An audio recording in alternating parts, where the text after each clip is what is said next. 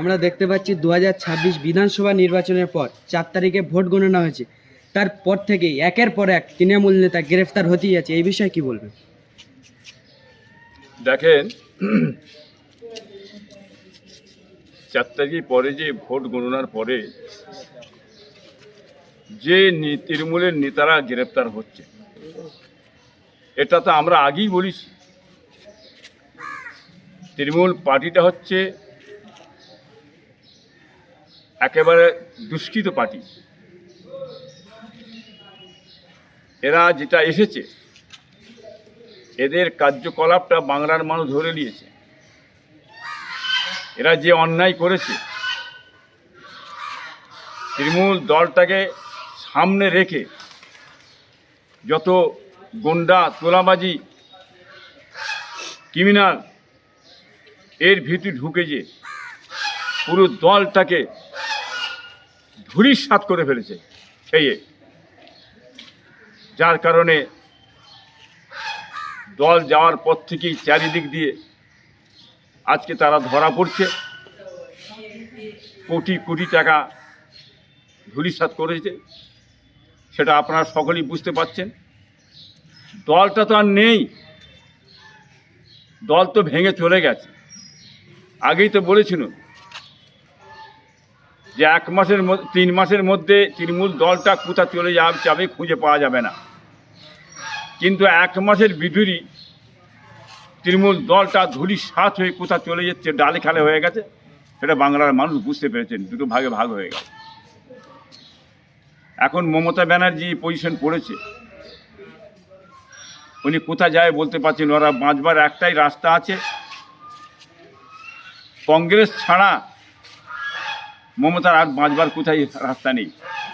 কংগ্রেস যেই মমতায় যে ঢুকে যেতে হবে, ওনাকে কথা বলতে চাইছি। আর একটা জিনিস জানবেন, এই তৃণমূল দলের মধ্যে প্রশাসন ছিল। প্রশাসনরা তারা সেই সময় এই ক্রিমিনালদের কথা শুনেছিল, এই গুন্ডাদের কথা শুনেছিল, এই তুলাবাইদের কথা শুনে চলেছিল পুলিশ প্রশাসন। যার কারণে আজ তৃণমূল পার্টিটা ধ্বংস হয়ে গেল। যে প্রশাসন বিভাগটা কড়া থাকতো, আইন কানুন যদি মেনে চলতো ঠিক মতন, তাহলে এই দলটার এত অবনতি হতো না। যার কারণে পুরো দলটা অবনতি হয়ে গেছে, শেষ হয়ে গেছে। আপনি দেখুন না কি হয়। আজকে চারিদিকে মানুষ ছুটছে, পালাচ্ছে, ঘর ছাড়া বাড়ি ছাড়া চারিদিকে বেরিয়ে যাচ্ছে, চলে যাচ্ছে, যান বাঁচার জন্য পালাচ্ছে। সেটা আপনারা দেখতে পাচ্ছেন। তার জন্য দায়ী হচ্ছে আমাদের এই মমতা ব্যানার্জি সাহেব। উনি এত টাকা দিলেন, কন্যাশ্রী, যুবশ্রী, বিধবা ভাতা, বহু টাকা দিলেছেন। তো বড় নেতা করলেন, এক একজনকে নেতা করলেন সব। আপনার নেতারা কোথায় গেল?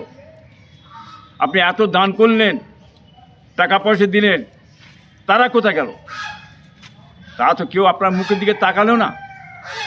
হ্যাঁ, আপনি অবস্থান বিক্ষোভ করলেন কলকাতায়, আপনার নেতারা কোথায় গেল? যাই না কেন? লোকজন যাই না কেন? খালি আপনাকে দিয়ে ব্যবহার করে নিয়েছে। এরা সামনে রেখে ব্যবহার করেছে। এরা তুলাবাজি, গুন্ডামি করে যে যার গুছিয়ে নিয়েছে। গুছিয়ে নিয়ে আজকে টান মেরে ফেলে দিল, সেটা আপনি বুঝতে পারেন না। আপনাকে যারা পরামর্শ দিয়েছিল, যুক্তি দিয়েছিল, আপনাকে নিয়ে করে খেয়েছে, সব কিছু করেছে, আপনাকেই ডুবিয়ে ভেসিয়ে দিয়ে আজ পালিয়ে গেছে সব।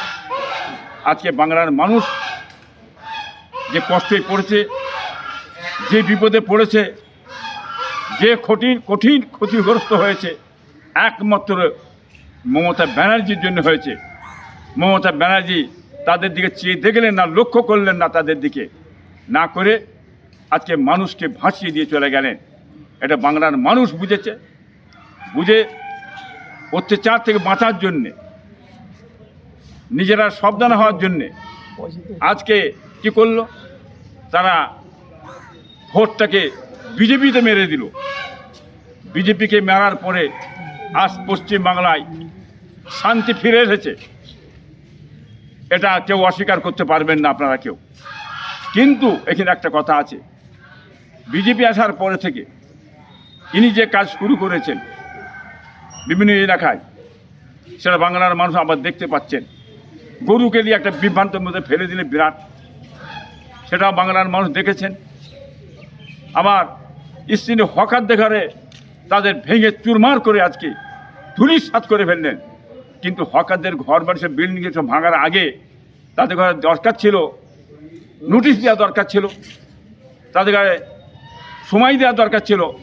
যদি সময় না দিয়ে, নোটিশ না দিয়ে আজকে সেই গরিব মানুষ করে খেত, তারা তাদের ঘরে পথের ভিখারি করে দিলেন, রাস্তার ভিখারি হয়ে গেল।